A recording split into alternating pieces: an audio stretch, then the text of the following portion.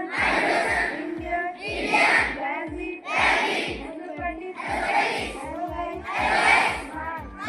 happiness.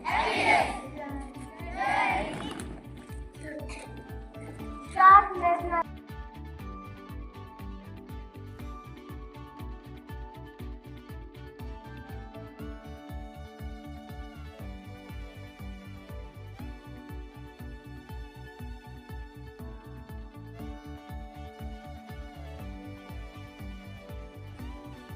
ये इसके कई लेयर हैं, इसके कई आर्बिट हैं। शरीर है, मन है, इंद्रियां हैं, बुद्धि है, आत्मा है। इसलिए व्यक्ति पूर्णतः स्वस्थ तभी रहता है जब शरीर भी, मन भी, बुद्धि भी, इंद्रियां भी, चित्त भी सभी आपके लक्ष्य के प्रति अनुकूलित हो, अलाइंड हो। अगर इनमें आपस में भेद होता है ना, इंद्रियां कुछ दिशा में भाग रही है, बुद्धि कुछ कह रही है, विवेक और भावना में अगर सामंजस्य नहीं होता, आपका मन कुछ कह रहा है, बुद्धि कुछ कह रही है और अंदर की जो स्वर है वो कुछ कह रहा है, तो इनके बीच में आपके सामंजस्य होना जरूरी है अगर स्वस्थ रहना है और सफल होना है। और इसके लिए जो मैं बार बार आपसे कहता हूं कि ये तो दार्शनिक बात हो गई, विचार हो गया, लेकिन जीवन में होगा कैसे, तो उसका एकमात्र साधन होता है योग।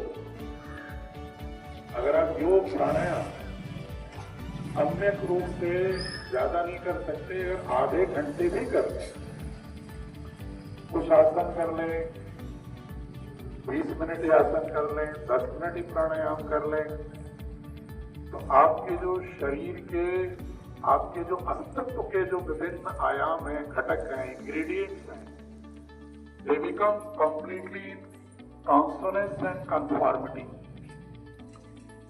उससे आपके किसी प्रकार का स्ट्रेस नहीं होता, न तनाव होता है, न फ्रस्ट्रेशन होता है, न क्रोध आता है। आप अपने व्यक्तित्व को बहुत ही संतुलित रख के पूरी ऊर्जा को आप अच्छे काम में लगाते हो। आप कभी गौर करके देखना, जब आपको क्रोध आता है परिवार में, माँ बाप पर, किसी बात पर, अगर आप दोस्तों में, भाई बहन में, अगर आप सिर्फ अंदर अंदर से चिढ़, किसी से घृणा, लेकिन आपकी ऊर्जा न हो, वह ऊर्जा आप अच्छे काम में लगा सकते थे, पढ़ने में लगा सकते थे, उस ऊर्जा का उपयोग आप खेल में लगा सकते थे, उस ऊर्जा का उपयोग आप चित्रकला बनाने में लगा सकते थे, उस ऊर्जा का प्रयोग आप किसी समाज के अच्छे काम में कर सकते थे, घर परिवार में माता पिता के काम में हाथ बढ़ा सकते थे। लेकिन आप जब क्रोधित होते हो, जैसे ही आप किसी घृणा किसी से करते हो, आपके अंदर की पूरे सेल्स, पूरी बॉडी का सारा स्ट्रक्चर हिल जाता है और वो आपकी ऊर्जा न हो।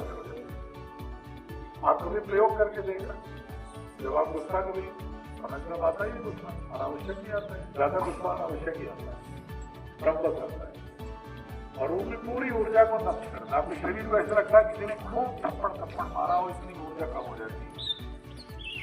इसलिए हमेशा प्रसन्न रहिए, खुश रहिए और उसका एक ही तरीका है, योग करिए, प्राणायाम करिए और अपने लक्ष्य के लिए केंद्रित रहिए। अपने लक्ष्य से भटकिए मत।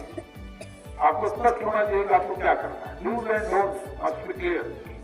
क्या करना है, क्या नहीं करना है, यह स्पष्ट होना चाहिए। जब ये स्पष्ट रहेगा तो जीवन में असफलता कभी आपके जीवन में आएगी नहीं। अगर आएगी नहीं असफलता, तो आपको नए प्रयास करने की प्रेरणा देगा। आप किसी असफलता से थकेंगे नहीं। असफलता तो जीवन में सभी की आती है।